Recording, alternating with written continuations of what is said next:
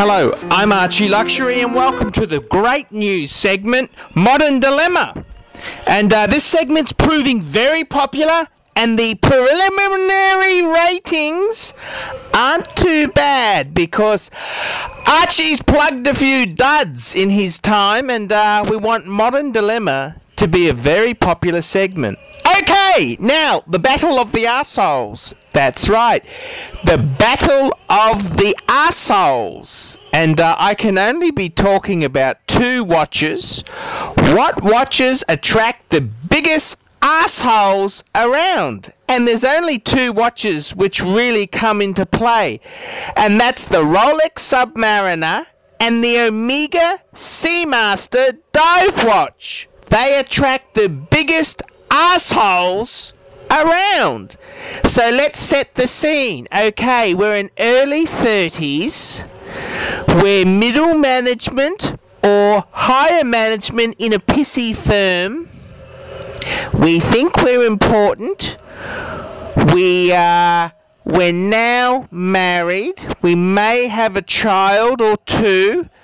We've we're an early 30s man, and we're into fitness, not fatness, we're into fitness. And that means we go jogging, we do triathlons, we go to the gym, and unfortunately, now this is what Archie can't understand, even though we're into fitness and all this sort of shit, we actually pay some bloke to mow our grass because we're lazy fuckers. And Archie can't really understand how many fucking pricks are out there that won't cut their own fucking grass, but they'll go jogging or to the gym. Fucking wankers, Archie says. And okay, so let's have a look. What watches are we talking about? Now, naturally, these are really arrogant little fuckers. And what sort of watch? It could only be a Submariner or a SeaMaster. And, it's an interesting choice. We've got the Rolex Submariner, and mainly in three disguises there. We've got the no date, the date, so the no date is the 14060. The date in steel is the 16610. And the third choice is the new ceramic fucker. So that's the three in the Submariner Rolex category. And then we've got the Omega SeaMaster. Now this is to all the dumb fucks out there who are James Bond fans and think owning a $1,600 fucking quartz piece of fucking dog turd will turn you into James Bond. I'm afraid it doesn't fucking work like that. I can give you the shot. I mean, if a Patek's not going to turn Archie into a classy slim fella, well, I'm afraid a fucking SeaMaster quartz isn't going to turn a turd into James Bond. It's not going to make you suave. And that's the important thing to remember.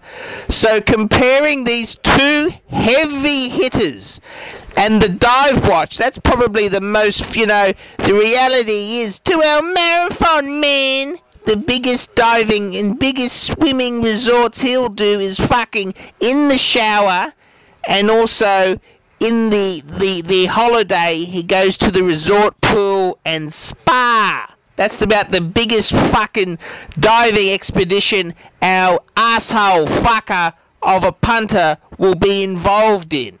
And which one would you go for? And it's a kind of a hard question. And I've always got the questions, the old classic chicken and egg situation. It's like the Porsche Boxster. Do you become an asshole once you've got a Porsche, or are you an asshole before you buy the Porsche? And a Submariner and a SeaMaster, they've got a lot in common there. They tend to attract fucking assholes. I don't know what it is. It's the ego, it's the demographics, it's that sporting hero fucking bullshit. And Archie, in protest of the unnecessary sports watch, he's actually cut the diving watch completely out of Archie's genre. Archie doesn't fucking swim, and he's not going to fucking buy a diving watch. You know, it's just not on for old Archie. So there you have it. That's the two watches, the Rolex or the SeaMaster. Now the Rolex Submariner. Now let's have a talk about that. It's a great piece. It's a legend. Now the problem is, in James Bond, in the movie, yes, he wore a 5513. Okay? Now, you should never wear a fucking sports watch with a suit. And in the Ian Fleming novels, he always wore an Explorer 1, which was a no crown guard. It was a no bezel, just a very simple, elegant, simple sports watch. And that grew to a 5508 Submariner. That's the no crown guard early sub, and then it grew to a 5513. And the reality is, you really should never wear a fucking diving watch with a suit. You look like a fucking donkey. The only exception to the rule, the only time you can wear a diving watch with a suit, is if you are on a fuck-off cruise. That's right, the Silver Seas. That's right, a fucking expensive $1,000 a night fucking cruise. That's the only time you can wear a Submariner with a suit or a tuxedo.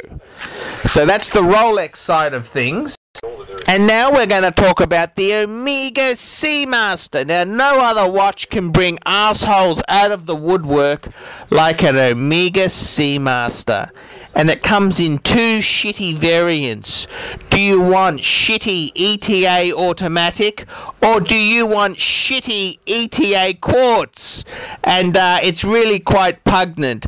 No other watch can bring more assholes to the surface than an Omega dive watch. And I don't know what it is. They're cocky fuckers who buy these pieces, and they think they're God's gift to women, to the workplace, and just in life. And they're just such fuckers. That's the only thing I can say. I mean, I remember going to a staff party, and this guy was showing his Omega SeaMaster off like a fucking donkey, and I said, "Oh, that's a beautiful watch." Always bait them by giving them a false compliment.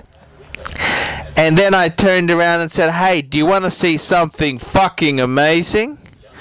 I said, "You know, your watch is beautiful." He's just big noting to his mates how he spent $2.5 on this quartz Omega SeaMaster, and justifying it to his mates. I said, "I'll show you what $50,000 in annual calendar looks like." Then I just showed them my Patek, and I've trumped them. And that's the thing. The Omega SeaMaster, it can get more arseholes to surface than any other watch known to man.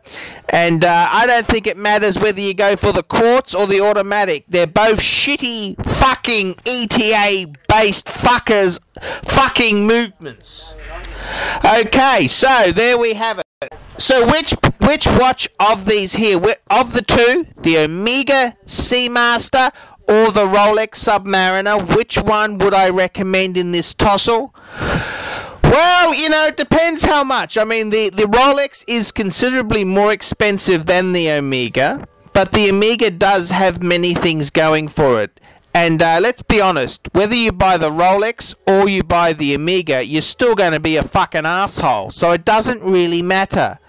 And I'd like my viewers now, all the viewers and fans who are watching this video, please post your vote in the comments and let me know what you think. I'm ArchieLuxury, and I hope you enjoy this new series called Modern Dilemma. Thank you.